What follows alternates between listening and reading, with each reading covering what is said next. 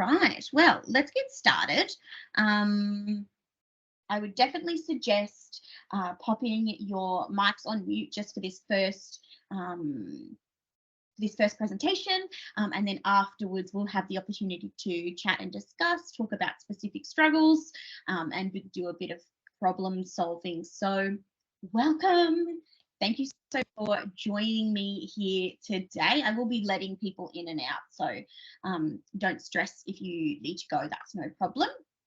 Today we're going to be talking about supporting meltdowns and sensory overwhelms. Now, this could pertain to anybody, but we're going to be specifically talking about it in a neurodivergent context, with a lot of specifics around autism. Now, I do want to just preface straight up that I don't speak for neurodivergent people. I myself don't identify as neurodivergent. I'm taking what I've learned from neurodivergent people who have generously shared their knowledge and wisdom with me, and also from my own professional experience. This webinar is being recorded. If you would like your privacy protected, please feel free to keep your camera off, and you can ask me any questions in the chat. That is just a heads up. So the slide should be changing. Let me know if you don't see the slide changing. This is what we're going to be talking about today. We're going to be talking about meltdowns. First of all, what is a meltdown? Second of all, we're going to be talking about what is sensory overwhelm. It may not be what you think it is. Then we're going to talk about the magic bullet, what everybody came here to learn about. Then we're going to be talking about when can we intervene. And then we'll go to questions and have a bit of a discussion around what's going on for everybody present. So before we start, I want to acknowledge the Gadigal people of the Eora Nation, from whose land I live and work, and from where this podcast webinar is being broadcast today, and also pay my respects to any elders or Aboriginal or First Nations people present today. So who am I? Why am I talking about this? What am I doing here? So nice to meet you. I'm Ella. I'm the Chief Clinical Officer here at Transform Life. I've been working in psychology, disability support, positive behaviour support for about 8 years. And as I said before, the knowledge that I'm sharing here is a combination of my professional experience and also with lots of input and insight from neurodivergent folks who I basically learned everything I know from, who've generously shared their experiences and understanding with me. So that's who I am. And let's get started with what is a meltdown. So there's a common misconception that meltdowns are tantrums. What is the difference between a meltdown and a tantrum? A meltdown is a series of behaviours that occur when a person is in an environment of which the demands are outstripping their ability to cope. So that can look different to everybody. What we believe here at Transform Life is that people do well if they can. People do well in whatever way that looks for them if they have the skills and ability to do so. And so when somebody isn't doing well, when somebody is experiencing meltdowns, dysregulation, sensory overwhelm, it's because they can't, not because they won't. And that means that a person's demands that are being placed on them by people or the environment are outstripping their skill set. And that looks different for everyone. Doing well looks different for everyone. So what meltdowns are not? They are not temper tantrums. They are not when somebody is engaging in a behaviour for a specific purpose. That's not what a meltdown is. And it's not a manipulative tactic. So those things absolutely happen. So somebody might engage in a behaviour for a specific purpose. Somebody might be purposely trying to achieve a specific outcome with a behaviour that can look like a meltdown or look similar to a meltdown. But a true meltdown, especially an autistic meltdown, is just a complete overwhelm with the demands that are being placed upon them, and it's where their skills have been outstripped, their coping skills. So what I would really want to preface and stress is that a meltdown is not something that a person is doing to you. A meltdown is not something that a person is doing even with an aim or a purpose.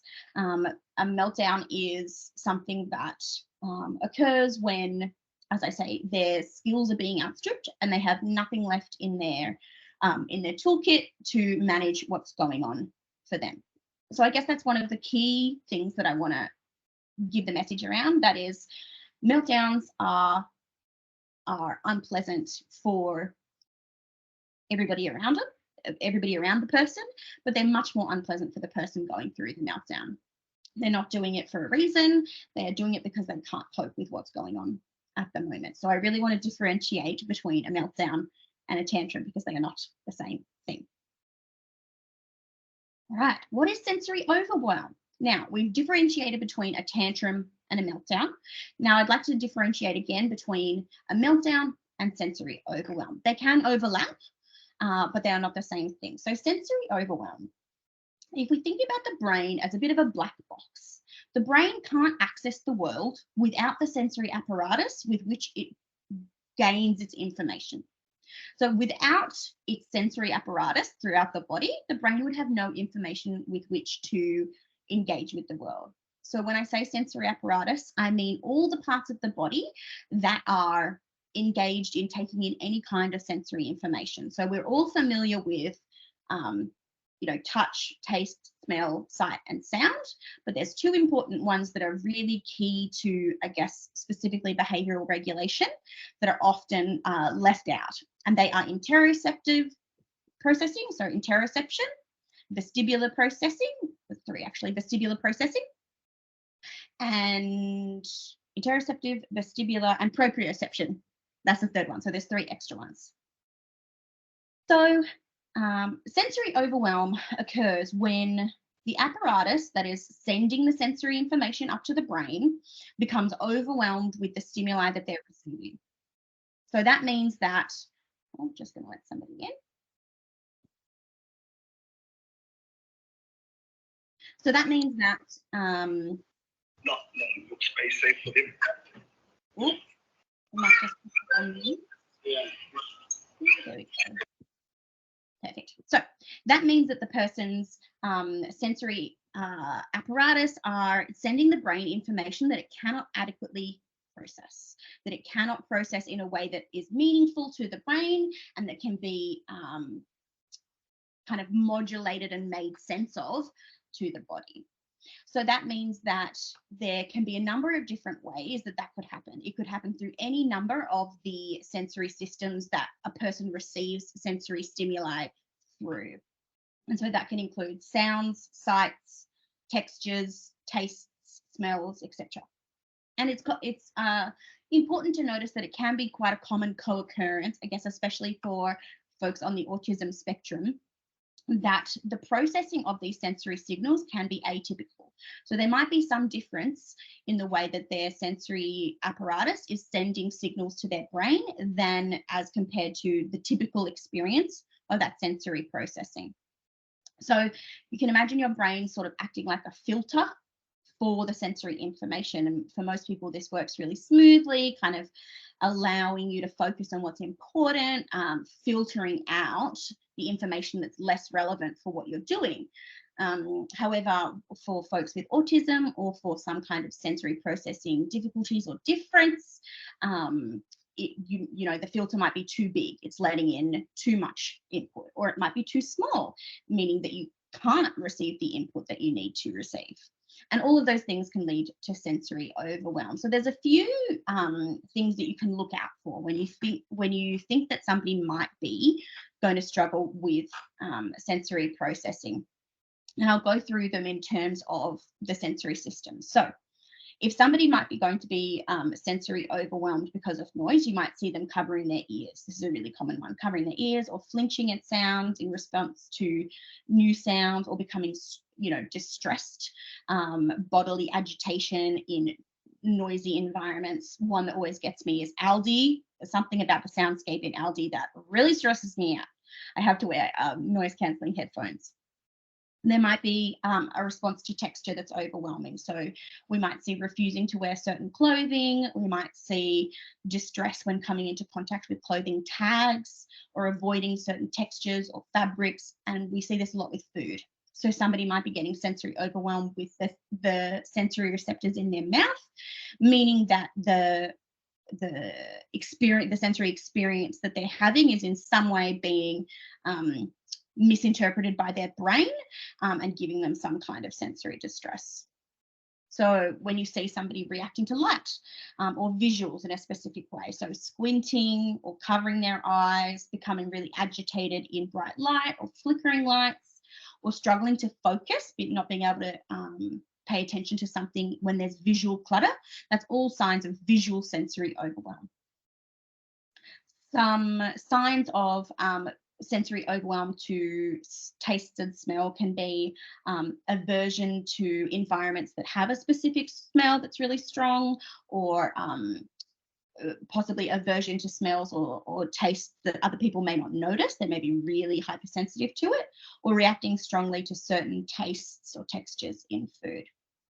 Now, something that we notice that can be really overwhelming and cause sensory overwhelm for people is physical touch. So you might see somebody avoiding contact such as hugging or handshakes just due to the sensitivity of their skin. And again, being uncomfortable with certain fabrics, that can be another thing that that really overwhelms people. There's something that's really important to mention about interoceptive sensory overwhelm. Now, this is something that impacts a wide range of behaviours. So feeling frightened or unfamiliar with internal sensations like bowel movements, or not being able to register your hunger or satiety cues can all be signs of sensory struggles going on in your interoceptive system. And we see this playing out a lot when autistic kiddos get constipation or chronic constipation. That can be a really strong sign that there's some interoceptive struggles going on, receiving messages from the bowel to the brain, and that person's going into sensory overwhelm and they're not able to cope with that sensory processing. So, the magic bullet. If I had 10 cents for every time somebody said, I just want to know what to do when they're having a meltdown, I would be on a yacht in Barbados, because that's the thing that everybody wants to know. Everybody wants to know, am I doing the right thing? Is there the right thing to do? Is there, a magic bullet for when meltdowns occur? And I'm here to tell you that from my experience and in all of my years of practicing behaviour support, once a meltdown has started, it is too late to do anything other than focus on the physical and emotional safety of the person in distress and those around them. Once a meltdown has started, it is too late to do anything to divert, stop the behaviour, etc. And you have missed the boat on being able to change the behaviour pattern or anything like that. So we're going to talk about what other things we can do, but I'm here to say that unfortunately, I wish there was a magic bullet to say, oh, when somebody's having a meltdown, do this and they'll stop. They're human, they've got control over their own body, and we can't ethically do anything once they've decided, or not decided, but once they're in a state where they are in full meltdown. So there are mistakes that you can avoid that I'm going to go through now, but the next slide is going to talk about what we can do. So I don't want to be defeatist. There are things we can do, but once a meltdown is already in full flight, there's very little that we can do other than just to focus on keeping that person as physically and emotionally safe as possible. So when a person is in full meltdown, there are 4 things that I want you to avoid. 1, trying to rationalize.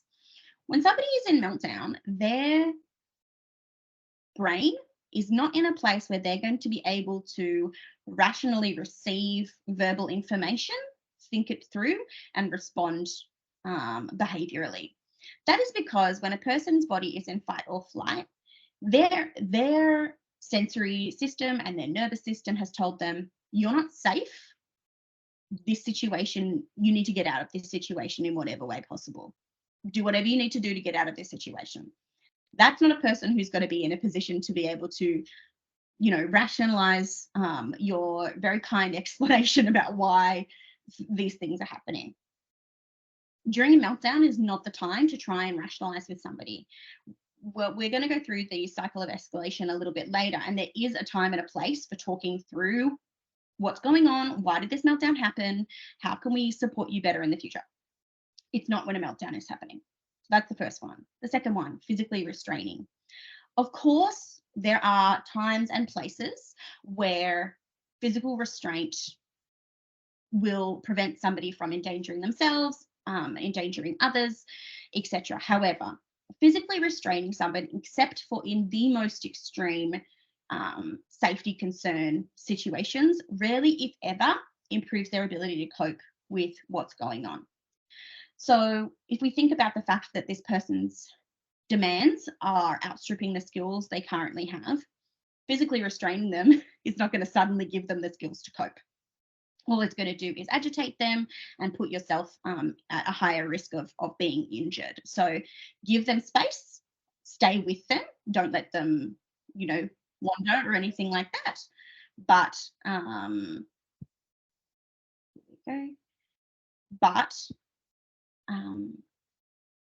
yes, give them space, but stay with them. Don't let them, obviously go anywhere or do anything unsafe. Stay with them, but do not physically restrain. The third one, not considering the environment. So this is where our sensory stuff that we were talking about before, our sensory overwhelm, comes into managing a dysregulated moment. So everybody's sensory system has a certain amount of tolerance that they can manage without becoming distressed. Once somebody is over that threshold, not considering the environment is going to be adding into the likelihood or intensity that a meltdown is going to occur, or it's going to get worse. So one of the few things that we can do while we are supporting somebody in a meltdown is modifying the environment, right? So if somebody is, say, in sensory distress or having a meltdown and there's loud music on in the background and that's extra kind of processing work that they're having to do, turn off the music. If you can find them a quiet spot or a sensory sanctuary that that they're able to be safe in from the sensory input that's causing them distress, then you can guide them to that place, or you can offer them some sensory support in the form of something that they find really comforting or that they find regulating. For a lot of people, that could be a weighted item, it could be a vibrating chewy, something like that.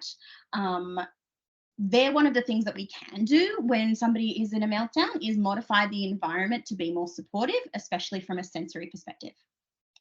The last one, and I think that this is especially important when we think about the polyvagal co-regulatory theory, which is something that I can touch on at another stage, is not self-regulating. So it's highly likely that as the carer of somebody who's in a meltdown, we ourselves are going to become dysregulated. We are going to be noticing their distress, and our own fight or flight cues are going to be starting to become present. Our heart rate is going to increase. We might get sweaty and start breathing more shallow. And when somebody is in meltdown, their carers also feeling stressed and in fight or flight is in no way going to help them to regulate. So it's important to be aware of your own tension. Just take literally a second to check in with yourself. Am I okay? I need to take a breath. So work on your own, proactively kind of bringing down your heart rate, bringing down breathing, your respiratory rate. There's a really good breathing regulation technique that I like to use. It's called the something sigh, the bodily sigh or something like that. I can post a link to it, and it's 3 sharp inhales in the nose and a long exhale. So what that does is it sends a message to your nervous system that you are safe to go back in from fight or flight into rest and digest. It sends a chemical signal, and you don't obviously need any resources to do that. You can do that in a moment when somebody is being dysregulated and still are able to be present and keep them safe. The physiological sigh. That's what it's called, the physiological sigh. You can type it into YouTube. Professor Andrew Huberman does a really good explanation of that really accessible, really short strategy that you can use to manage your own regulation. So how do we intervene? If when we get to the point where somebody's in a meltdown, it's too late to do anything really effective other than to keep them safe, then how and when can we intervene? So where we can intervene is in the middle few stages of the escalation cycle. So behaviorally and hormonally and endocrine response wise, something like a meltdown or a dysregulated incident is going to occur in a cycle. And so this has to do with the chemical cascades that are going on in the body. And I'll talk you through it, and then I'll talk you through the who, what, when, where, why of when we can intervene. So you can see the escalation cycle here on the slide. We've got, it kind of looks like a bit of a mountain. Not everybody's escalation cycle is going to be occurring in this exact kind of nice, neat mountain looking. Somebody might be a bit more of a rolling hill, somebody might be a cliff, but it's going to occur in this same sequence. The space between the steps might look different. So we start off, somebody's nice and calm, they're just doing their thing, probably doing a preferred activity. There's something that's going on in that environment that's triggering something in them to tell them this is not okay. There's something going on here that you need to address in order to be safe and regulated. And that could be, like I said, it could be an aversive sensory stimuli.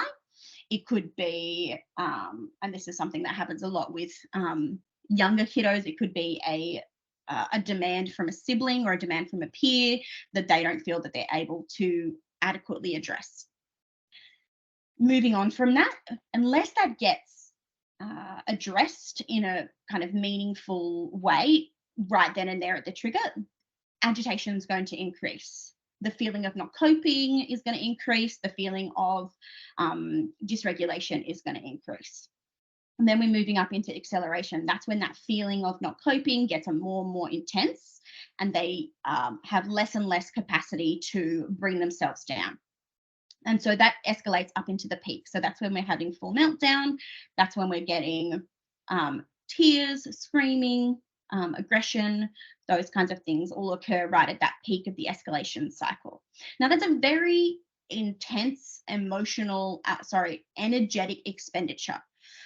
To be in that level of distress can only last for so long in terms of the physical expenditure of the body. It's very tiring. We're using up a lot of energy when we're going through that kind of an experience.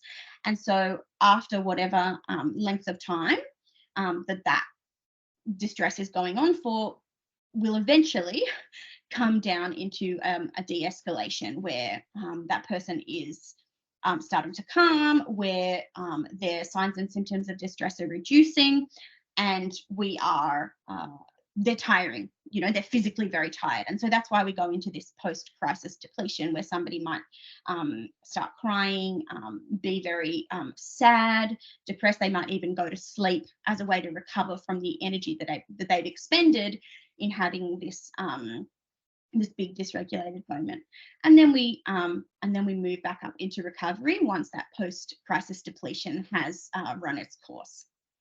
So these three spots here at the beginning of the cycle, number 2, number 3, and number 4. So that's the trigger, that's agitation, and that's acceleration. These are our sweet spots of where we can provide support that's going to reduce the likelihood that a meltdown is going to occur, or divert a meltdown that could be on the warpath. So the most important thing that I would say is understand the escalation cycle. Know what happens for somebody whose coping skills might be outstripped by the demands in their environment. Know that person. There's no way to get around the fact that if you don't know that person, you're going to be less equipped to be able to support them in a meltdown. You have to know the person. So the way that you can do that when it comes to this number 2, the trigger stage, is you need to read their assessments. You need to read their assessments if they have them. If they don't have them, if you are able to access them, your best bet is to get assessments, say like a sensory assessment, like a functional behavior assessment, where you can understand what things cause this person's coping skills to be outstripped. That's what your trigger is. When that person's environment is placing demands on them that are too high for their coping skills, that's when a trigger will occur. So read their assessments, know the things that are likely to be difficult for them. For example, this is a really common one. If you have read a person's assessment, sensory assessment, and it says, really sensitive to noise, you know, okay, a trigger for that person when we go to the shopping centre may well be the hand dryers. That's a loud, unfamiliar noise that comes on all of a sudden. And if you know that about that person, you can avoid that to begin with, so that we can prevent that trigger from occurring until we have skill built so that that person has coping skills available. The second one, between the trigger and the agitation is when a person is best going to be able to talk something through with you, or communicate in whatever way they are able. That's when you're most going to be able to discuss something with somebody, ask them what kind of support they would need, and have a verbal communication back and forth. That's between trigger and agitation. Acceleration is when you're going to need more bodily kinds of support, or physical types of things to support somebody to feel safe in their body. So that's when your say your somatic interventions might be helpful. If somebody likes deep pressure, if somebody likes rhythmic input, if somebody likes whatever it might be that's soothing to them, that's going to be a really great time for you to be able to help them to co-regulate with yourself, bring them back down to baseline by using those physical inputs. So between acceleration and the peak of the meltdown is when our most, it's the most acute time that we can be able to redirect somebody. And that's when you really need to know the kinds of things that are going to be helpful to somebody. So it's hard to give examples here because everybody is different when it comes to these stages of the escalation cycle of things that are going to be helpful. But we'll get onto some questions in the next slide. We can you can mention anything that's happened before, or talk through some examples, and we'll be able to address them. So we've come to questions. I'm going to stop sharing my screen in a moment. Just want to let you know that we do have these contact forms available. If that would be helpful to you, we would love to hear from you. I'm just going to stop sharing my screen. All right. Okay. Have you experienced this, a meltdown, something that you find yourself supporting a lot? Let me know. Ella, so I just have a question. Sorry, I missed some of the beginning. I was on another call, but I've caught the part between the trigger and agitation period is a time when you can talk to them and reason with them. What if they are non-verbal? What do we then need to go straight to the physical part where the pressure and those de-escalating things that we've learnt about some of our clients that are effective? So non-verbal, do you go straight to those then? Good question. That's such a relevant question. So non-verbal doesn't necessarily mean that their receptive language isn't there. So you might still be able to communicate verbally to that person and have them receive and understand language, even if you're not able to verbally respond back to you. This is where it's helpful to have other alternative communication forms in place. So, for example, somebody is becoming a non-verbal person is becoming agitated about needing to wait for something. If you have a timer available, this would be a time where you don't need to necessarily verbally communicate to them, or they don't need to verbally communicate to you. You'll be able to show them, hey, it's okay, we have this amount of time to wait, and show them visually. So you're communicating to them using a form that they can understand, and messaging, and information processing support in a visual format. So it depends on what form of communication that person has available to them. And again, it's it's very personal, but I would suggest defaulting to whatever form of communication that person has most available to them. In a distress situation, defaulting to whatever is easiest for them to understand, often visuals, but that spoken language, kind of expressive language, having a expressive language delay doesn't mean necessarily that there's a receptive language delay. So they might still be able to understand and process information that you've mentioned. Does that help? Yeah. Yes, thank you. That's using sign language that you may have that they understand, not necessarily verbal, but in the ways that they like to communicate or are able to communicate, isn't it? Yeah, absolutely. Spot on.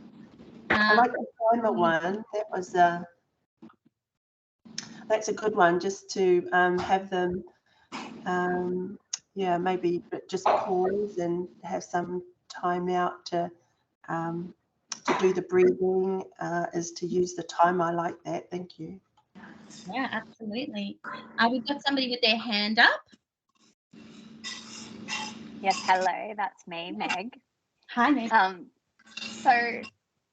Look, I guess my biggest question is still that we are still finding it really hard to recognise the triggers in order to preempt the meltdowns.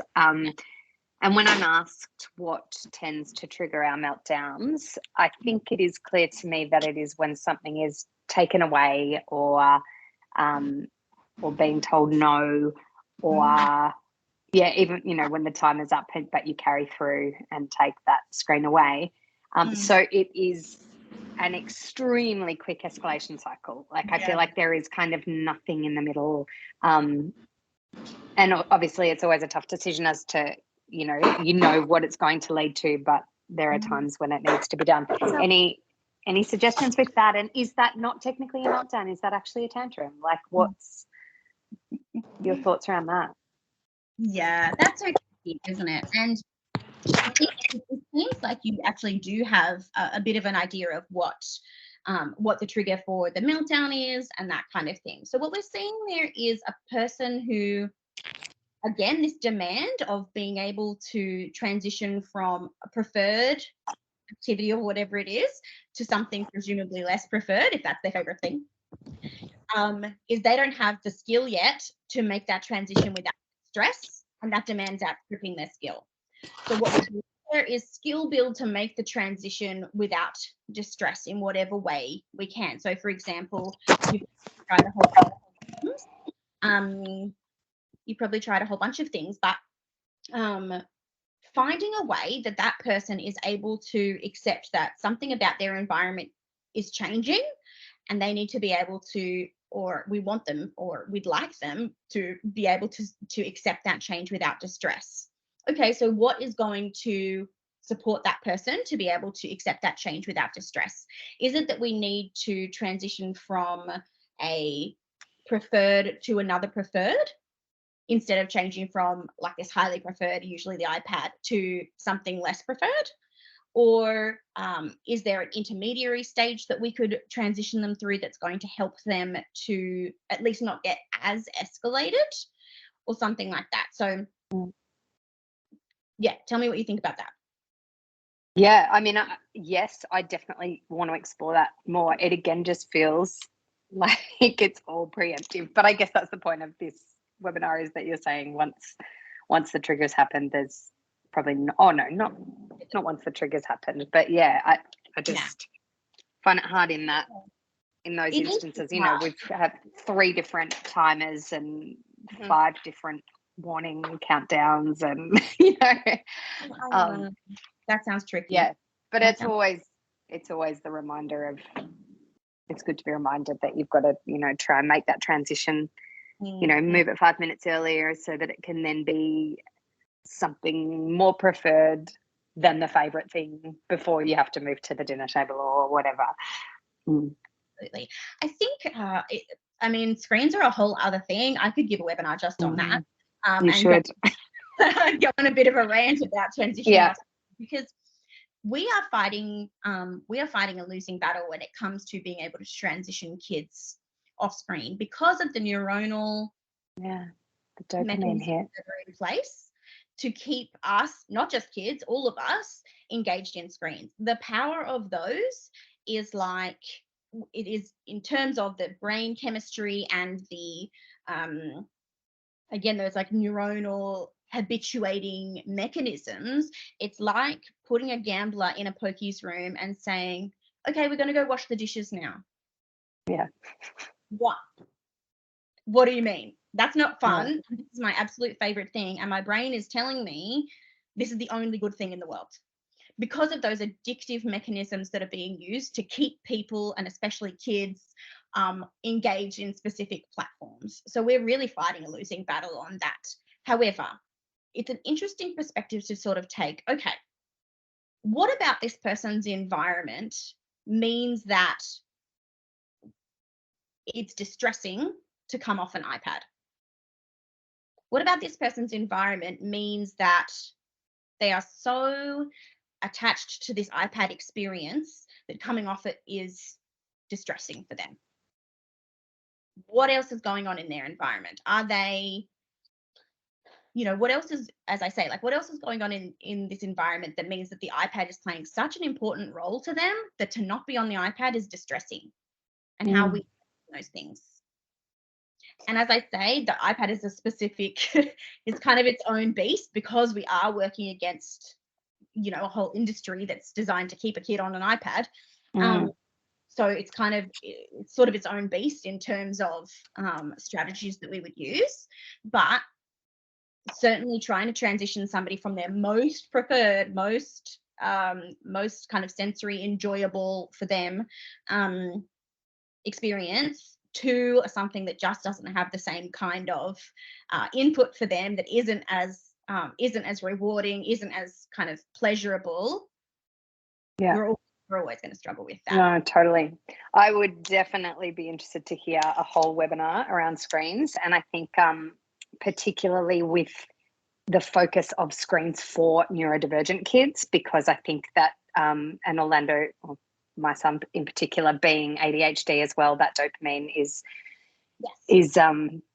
the biggest draw card, but also having worked with ADHD coaches who feel that that is his zombie time. He's so exhausted after school. He needs his brain to be able to. So it's such a double-edged sword. That is our constant seesaw. So I'm definitely intrigued to hear more, if you've got a blog or anything that you think is relevant. Yeah, absolutely. So there are things that you can do to modulate the addictive mechanisms that are at play when a child is engaging with a screen. So you can make it less addictive, you can make it less, there's lots of different things that you can do, but it's sort of a process, almost a weaning process, because it's such a physiological thing. There's lots of research about specifically the kind of ADHD dopamine thing that you're mentioning, that I'm sure we can chat about, but there's a specific way that you can, as I say, sort of wean off that dopamine thing. But it's all kind of in the research. Yeah, cool. To be continued. Thank you. Absolutely. Okay. Did anybody else have any questions, comments? Feel free to chime in. Otherwise, we will wrap up. No. I'll ask another very quick question, if I may, and I promise it is a quick one. Did you say vibrating chewy? Yes, absolutely. This I have not heard of. So just sensory shop? I've never been told or shown a vibrating one. So there's a particular brand. They're called the Arc Z Grabbers. So they are obviously, chewy grade silicone, but they have a vibrating mechanism as in them as well that often will mimic, if a person has like vocal stims. Sometimes some of the sensory input that they're seeking is the vibration of the vocal cords. So the vibration of the vocal cords up through like the mandible and through the oral cavity can be something that's really pleasurable for people. And you can emulate that by having a vibrating chewy that you're kind of placing in the mouth or to the jaw. Yeah, wow. And that gives them an alternative source of that kind of vibrating, echoing input. Cool, we'll try. The ARC Z grabbers, you said. ARC Z grabber. Yes. Awesome. Thanks, Ella. Oh, that's my pleasure. All right. Anybody else at this stage? Otherwise, we can say farewell, and we'll be back next fortnight, same time, and we're talking about supporting repetitive behaviours and supporting the need for stimming in autistic kids and teens, and what we can do to support that in a healthy way. So that will be 2 weeks, same time, same place with us. Thank you so much for coming.